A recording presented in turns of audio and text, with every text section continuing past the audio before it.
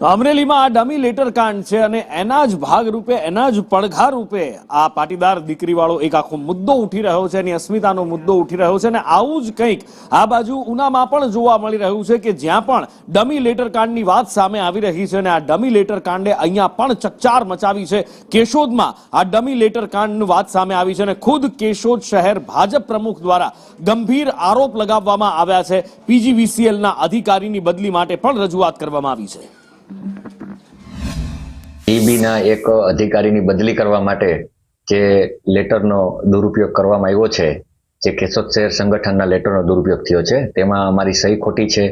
મહામંત્રી તરીકેની બીજા ગૌરાંગભાઈ મહામંત્રી છે તેની સહી ખોટી છે અને ત્યારબાદ અમારે જે તે કાર્યાલયમાં કે જે તે વિભાગમાં પાછો લેટર લખીને દેવો પડ્યો કે ભાઈ આ લેટર છે એ અમારો નથી અને અમારા દ્વારા કોઈ જાતની બદલી કરવા માટેની ભલામણ કરવામાં આવી નથી।